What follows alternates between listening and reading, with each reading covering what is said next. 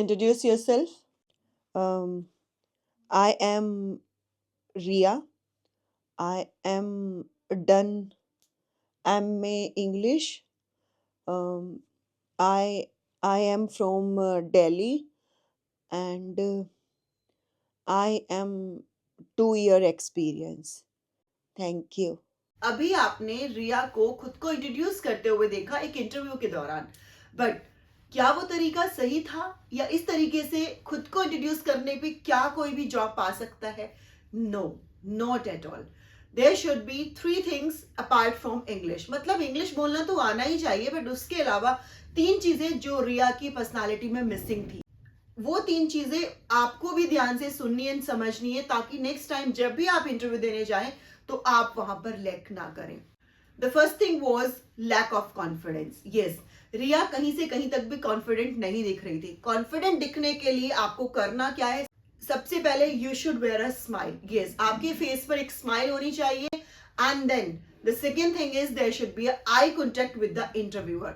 Interviewer के साथ आपका आई कॉन्टेक्ट ऐसा हो कि आप सामने देखकर ही बोले, ऐसे नहीं जैसे कि रिया कभी इधर कभी उधर कभी ऊपर ऐसे देख रही थी. नो, इट रियली शोज कि सामने वाले में कॉन्फिडेंस बिल्कुल भी नहीं है, या सामने वाला प्रिपेयर नहीं है इस इंटरव्यू के लिए.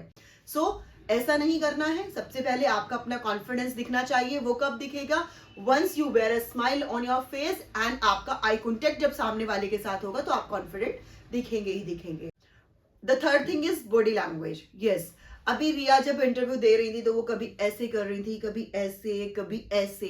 No, this is not the way at all. सबसे पहले आप स्ट्रेट बैठिए, एंड स्ट्रेट बैठने के बाद जो भी क्वेश्चन आपसे किया गया है उसका आंसर आप आई कॉन्टैक्ट के साथ दीजिए, without moving here and there. You need to look everyone around the room. ऐसा ना हो कि एक से ज्यादा लोग इंटरव्यू लेने के लिए बैठे हुए हैं एंड आप किसी एक के साथ ही आई कॉन्टैक्ट में हैं. No, this is not the way. ये कभी भी 1.5 मिनट से ज्यादा नहीं होना चाहिए. वैसे तो ट्राई करिए to finish it within 1 minute. जितना शॉर्ट एंड स्वीट बोलेंगे उतना ज्यादा बेहतर होगा. बट ये 1 मिनट या 1.5 मिनट, ये 60 सेकेंड्स या फिर ये 90 सेकेंड्स डिसाइड करते हैं whether you are going to get the job और नॉट. बिकॉज कहते हैं ना, first impression is the last impression. अब बात आती है इंग्लिश बोलने की. अगर आप अपना इंट्रोडक्शन देना चाहते हैं एंड बहुत फ्लुएंटली देना चाहते हैं तो आपको ज्यादा कुछ करना नहीं है. आज का ये वीडियो आपको एंड तक देखना है एंड आप अपना खुद का सेल्फ इंट्रोडक्शन अपने अकॉर्डिंग प्रिपेयर करिए. And I could guarantee you, अगर आप कॉन्फिडेंस के साथ ये चीजें बोल देंगे then you will definitely crack the interview. So without getting any delay, let's begin. So आइए अब हम बात करते हैं वो की पॉइंट्स की जो आपको ऐड करने ही करने हैं आपके इंट्रोडक्शन में. देखिए, सबसे पहले आपको ग्रीट का मतलब क्या होता है? जब आप सामने वाले को विश करते हैं. अगर सुबह का टाइम है तो आप गुड मॉर्निंग विश करेंगे, दोपहर का टाइम है तो गुड गुड आफ्टरनून, एंड अगर इवनिंग है तो गुड इवनिंग. आप कभी भी आप इंटरव्यूअर को हेलो या फिर हाय नहीं बोलेंगे. This is totally informal. So formal way क्या है? आप उनको ग्रीट करेंगे गुड मॉर्निंग, गुड आफ्टरनून या फिर गुड इवनिंग. एंड उसके बाद आप बात आती है अपना नाम बताने की. नाम बताने का तरीका क्या है? या तो आप कहेंगे आई एम जो भी आपका नाम है वो यहां पर लिख देते हैं. Right, I am Priyanka. या फिर आप कहेंगे माई नेम इज, जो भी आपका नाम है वो आप यहां पर लिख देते हैं माई नेम इज. अगर आप बोलते हैं my self, it is totally incorrect. Yes guys, हमेशा आप जब भी इंटरव्यू में अपना नाम बताएं या तो माई नेम इज या फिर आई एम से शुरुआत करें को इंट्रोड्यूस करने के लिए, अपना नाम बताने के लिए. तो अगर आप आज तक ये यूज कर रहे हैं तो इसको आप बिल्कुल अब नेक्स्ट टाइम से इसको आप यूज ना करें. आई एम, अगर आप बोलते हैं आई एम मिस्टर, या फिर अगर आप बोलते हैं इंटरव्यू में आई एम मिसेज, तो प्लीज ये दोनों ही आपको यूज नहीं करने हैं. मिस्टर एंड मिसेज का यूज भी अगर आप करते हैं तो इट इज अगेन इनकरेक्ट. अब बात आती है प्लेस की. आप किस प्लेस से हैं, कहाँ से हैं, ये बताने की. इसको बताने के 2 डिफरेंट तरीके हैं. सबसे पहले सबसे इजी सा और सिंपल सा क्या है? I am from Lucknow, I am from Delhi, what. ठीक है, जिस भी प्लेस को आप बिलोंग करते हैं. ठीक है, या फिर आप बोल सकते हैं बेसिकली आई एम फ्रॉम. ये कब बोलेंगे आप? जब बेसिकली आप किसी दूसरी जगह से हैं बट करेंटली आप कहीं और पर रह रहे हैं. सपोज आप बेसिकली हैं लखनऊ से, तो आप बोलेंगे basically I am from Lucknow but currently residing in. Suppose आप रह रहे हैं दिल्ली में, तो आप बोल देंगे currently I am living in Delhi. ठीक है, तो बेसिकली का मतलब है कि आप बेसिकली कहाँ से आते हैं. ठीक है, एंड करेंटली आप कहाँ पर रह रहे हैं. तो उसके लिए आप ये लाइन को यूज कर सकते हैं. इसको बोलने का एक तरीका और भी है, कुछ लोग इसको ऐसे भी बोलते हैं आई बिलोंग।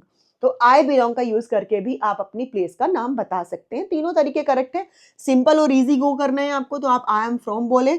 अगर आपको बेसिकली किसी और दूसरी प्लेस से बिलोंग करते हैं तो अब आप इस सेंटेंस का यूज करें, basically I am from Lucknow and currently residing in Delhi, right. अब बात आती है फैमिली की। देखिए फैमिली के बारे में बताने के बहुत सारे तरीके हो सकते हैं। आपके पेरेंट्स के अलावा आपके घर में आपके कितने सिबलिंग्स हैं आप ये भी बता सकते हैं, बट इंटरव्यूअर को बिल्कुल भी इंटरेस्ट नहीं है आपकी फैमिली के बारे में जानने के लिए। It is just a formality कि हमारे को एड ऑन करनी पड़ती है एक लाइन अपने इंट्रोडक्शन के दौरान। तो I think it should be short and sweet, and short and sweet तरीका क्या है, you just tell them I belong to a nuclear family और a joint family. Nuclear family कौन सी होती है, जिसमें पेरेंट्स और उनके 2 बच्चे रहते हैं, एंड जॉइंट फैमिली कौन सी होती है, जिसमें लोग ताऊ चाचा इन सबके साथ मिलकर रहते हैं, राइट। तो आप जस्ट एक ही सेंटेंस ऐड करें, I belong to a nuclear family और I belong to a joint family, that's it. इससे ज्यादा आपको बोलने की कोई नीड है नहीं फैमिली के बारे में, बिकॉज इससे क्या होगा, आपका इंट्रोडक्शन लेंदी हो जाएगा and interview definitely start getting bore, क्योंकि किसी को भी इंटरेस्ट नहीं होता ज्यादा देर तक सुनने के लिए, ठीक है। तो बी शॉर्ट एंड स्वीट। आई अब हम बात करते हैं किसकी, जो हमारा मेन पार्ट है, क्वालिफिकेशन, एडिशनल क्वालिफिकेशन। ये एड का मतलब है एडिशनल क्वालिफिकेशन एंड एक्सपीरियंस की। तो आप इन तीनों के बारे में कैसे बताएंगे, देखिए क्वालिफिकेशन के बारे में बताने के लिए एक बड़ी सिंपल सी लाइन होती है जिसमें आप I have done my masters, अगर आपने मास्टर्स किया है तो मास्टर्स यूज करेंगे, अगर आपने बैचलर्स किया है तो बैचलर्स यूज करेंगे। मतलब जो भी आपने डिग्री ली है, ठीक है, जो भी इस प्रोफाइल जॉब प्रोफाइल के लिए जिसके लिए आप गए हैं उसके लिए जो भी रिक्वायर्ड डिग्री थी उसको आप मेंशन करेंगे, या फिर आप अपनी हाईएस्ट जो डिग्री है उसको यहाँ पर मेंशन करते हैं, I have done my masters in, जिस भी सब्जेक्ट में आपने किया है वो सब्जेक्ट यहाँ पर मेंशन कर देंगे आप, ठीक है। सपोज आपने इंग्लिश में किया है तो इंग्लिश ऑनर्स, आपने इकोनॉमिक्स में किया है, आपने मैथ्स में किया है, आपने साइंस में किया है, जिसमें भी किया है, ठीक है, वो आप यहाँ पर मेंशन कर देंगे। कुछ लोग इसको आई डिड माई मास्टर्स कह के भी बोलते हैं तो वो भी करेक्ट है, बट आप ज़्यादा सॉर्टेड वे यही है कि आप एक ही तरह के सेंटेंस को याद करने का ट्राई करिए ताकि आप जब इंटरव्यू में बैठे हो तब कोई कन्फ्यूजन ना आए, राइट। आप फिर उसके बाद आप यहाँ पर बताएंगे फ्रॉम दिस यूनिवर्सिटी, मतलब आपने वो जो अपनी मास्टर्स की जो डिग्री है वो जिस भी यूनिवर्सिटी से ली है, जो आपकी हाईएस्ट डिग्री है उसको आप यहाँ पर यूनिवर्सिटी को पहले मेंशन कर देंगे, ठीक है। तो आपका एक कंप्लीट सेंटेंस बन जाएगा, I have done my masters या फिर बैचलर्स इन इंग्लिश या साइंस जो भी है फ्रॉम दिल्ली यूनिवर्सिटी, फ्रॉम जो भी यूनिवर्सिटी है वो यूनिवर्सिटी का नेम आप यहाँ पर मेंशन करेंगे, राइट। अगर आप कोई भी वो कोर्स कर रहे हैं जिस कोर्स की रिक्वायरमेंट है इस जॉब प्रोफाइल के लिए जिसके लिए आपने अप्लाई किया है, तो उसके लिए एक लाइन बनती है, आई एम परसुइंग। अगर आप बैचलर्स परस्यू कर रहे हैं, परस्यूइंग का मतलब होता है आप कर रहे हैं, मतलब उस कोर्स में अभी आप हैं, अभी वो कोर्स आपका कंप्लीट होके आपके हाथ में डिग्री नहीं आई है उसकी, या डिप्लोमा नहीं आया है, तो ऐसे में आप बोलते हैं आई एम परस्यूइंग जो भी आप कर रहे हैं। अगर आप बैचलर्स कर रहे हैं तो बैचलर्स बोलेंगे, आप बीटेक कर रहे हैं तो बीटेक बोलेंगे, आप बायोटेक कर रहे हैं बायोटेक बोलेंगे, आप एमए कर रहे हैं एमएससी कर रहे हैं, जो भी कर रहे हैं आप यहाँ पे अपने उस कोर्स का नाम लिख देंगे, ठीक है। तो ये तो हुई बात कब, अगर आप परस्यू कर रहे हैं, मतलब अगर आप अभी उस कोर्स के बीच में हैं, राइट।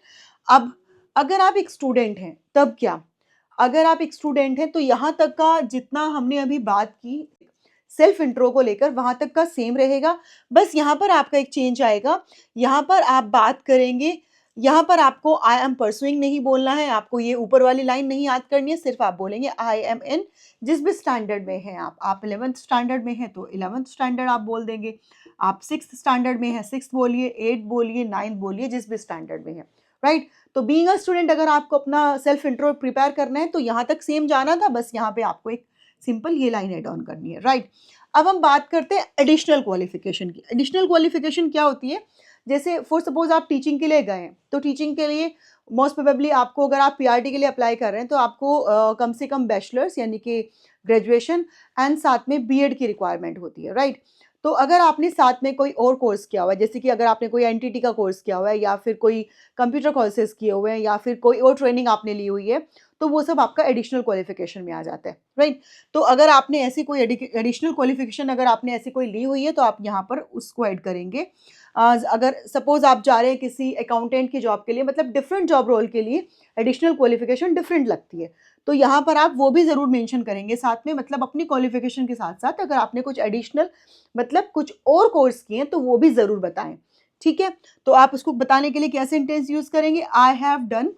अगर आपने कुछ सालों का डिप्लोमा लिया है तो वो साल यहाँ पर मेंशन कर देंगे, जैसे कि आपको कहना हो 2 years डिप्लोमा। अगर आपने वही डिप्लोमा या वही कोर्स कुछ मंथ्स के लिए किया है तो आप यहाँ पर मंथ्स भी मेंशन कर सकते हैं। ठीक है, तो सेंटेंस आपका कुछ ऐसे बनेगा, I have done 6 months course या 8 months कोर्स या डिप्लोमा ऑन, जिसमें भी आपने किया, यहाँ पे आपके कोर्स का नाम आ जाएगा। सपोज आपने कंप्यूटर में किया है तो यहाँ पर आप कंप्यूटर लिख देंगे। ठीक है, फ्रॉम, अब आपने जहाँ से भी किया है, इंस्टीट्यूट से आपने किया है, यहाँ पे आप उस इंस्टीट्यूट का नाम लिख देंगे। ठीक है, उसके बाद इन, जिस भी ईयर में किया है, सपोज आपने 2022 में किया है तो वो ईयर आप मेंशन कर देंगे।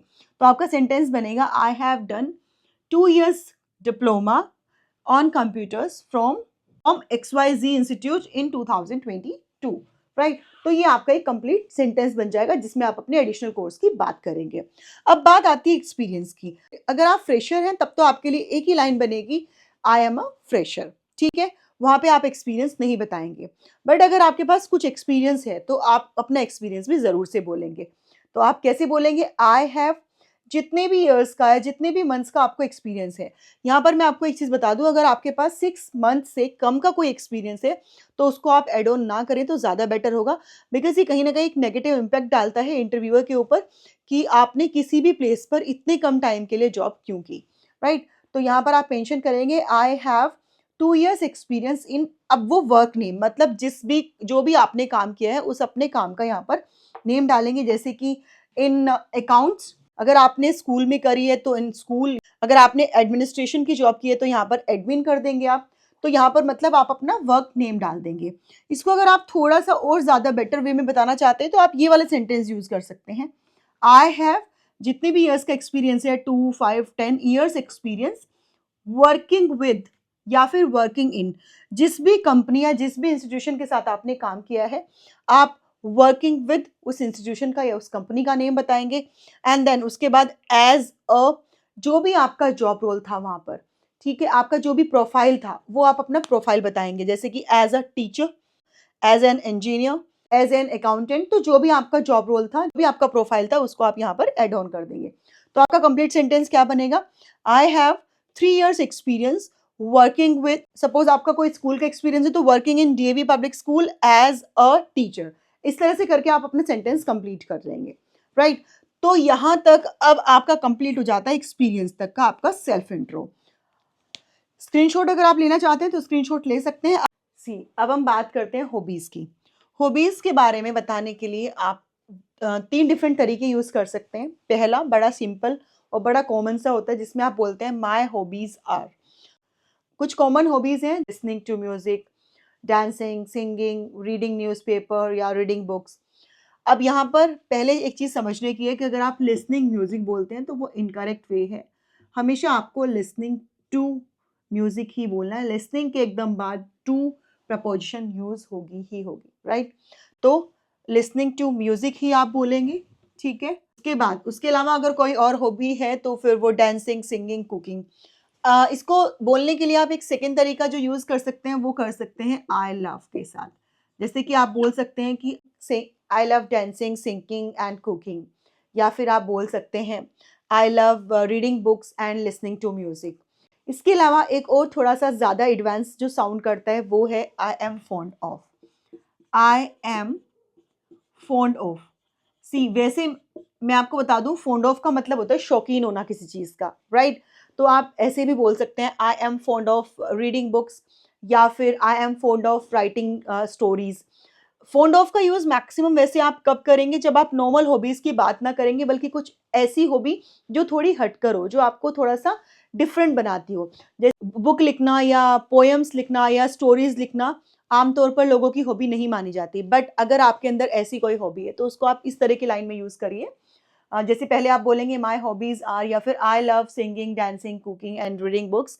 उसके बाद लास्ट में आप ऐसे बोल सकते हैं I am fond of writing stories as well, right. तो इस तरीके से यहाँ पर आपका सेल्फ इंट्रो कंप्लीट होता है जो आपको बोलना है अपने इंटरव्यू के दौरान। लास्ट की लाइन आपको यूज करनी है, that's all, thank you, right.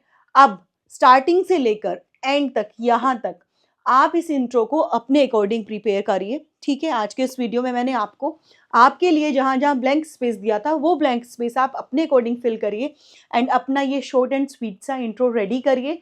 इसको अच्छे से लर्न करिए, मगअप करिए, रटिए। But yes, you need to look confident once you are going for an interview.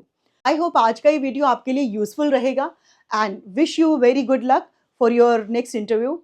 अगर आप चाहते हैं कि मैं आपके लिए कुछ ऐसे वीडियोस लेकर आऊं जिसमें आमतौर पर इंटरव्यूअर जो क्वेश्चंस पूछता है वो क्वेश्चंस और उनके सुटेबल आंसर्स क्या होंगे, तो आप मुझे कमेंट बॉक्स में कमेंट करके बताइएगा। मैं डेफिनेटली आपके लिए नेक्स्ट वीडियो कुछ उस तरह के टॉपिक पर ले आऊंगी। वीडियो अगर आपको यूजफुल लगा है तो गाइस वीडियो को एक लाइक, ज़्यादा शेयर एंड येस, अगर आप चैनल पर नए हैं तो चैनल को सब्सक्राइब, ये आपको करना नहीं भूलना है। मिलते हूँ आपसे एक और यूजफुल वीडियो में। टिल देन, जय हिंद, जय भारत।